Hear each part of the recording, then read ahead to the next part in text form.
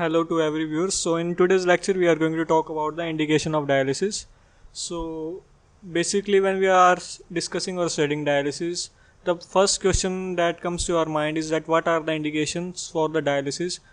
Or certainly many patients ask what are the symptoms that we can identify that we are having some sort of kidney failure, or what are the indication in CKD patients that they need dialysis. So one by one we are going to discuss all the complications or all the symptoms which we can figure out in the patients.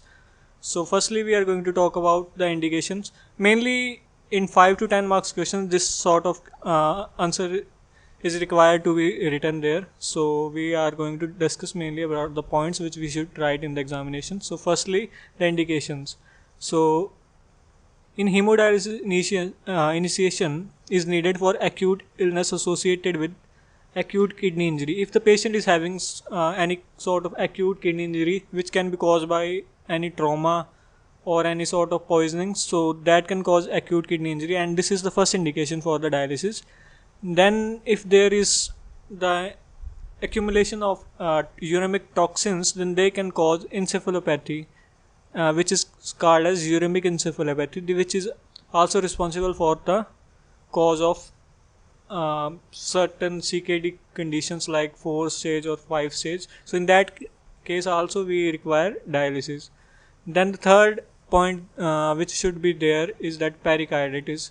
So in case if there is a patient who has pericarditis, that is inflammation of the pericardium, then in that case we also require to give it hemodialysis.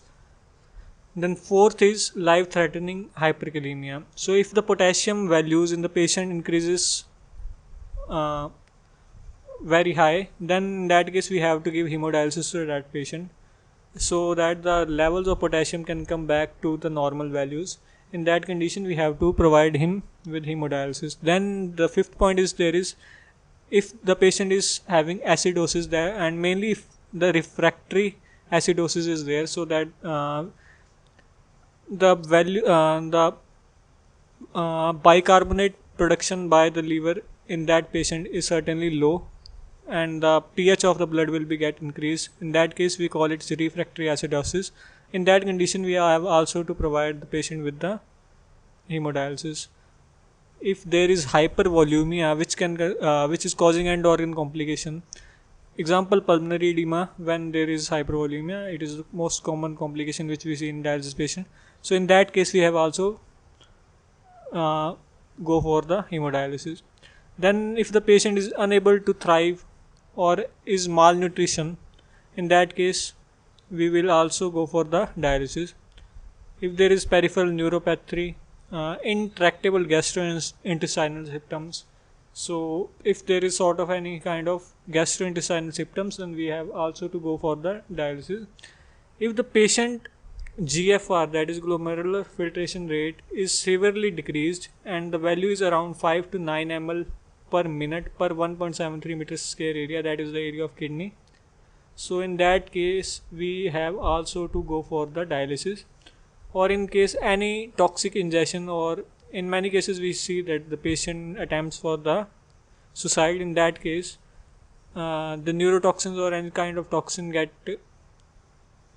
mixed with the blood and can cause hemolysis of the blood. In that case we have also go for the dialysis. So these are some sort of indications which we always have to come figure out, which we always has to remember while we are going to give the patient dialysis.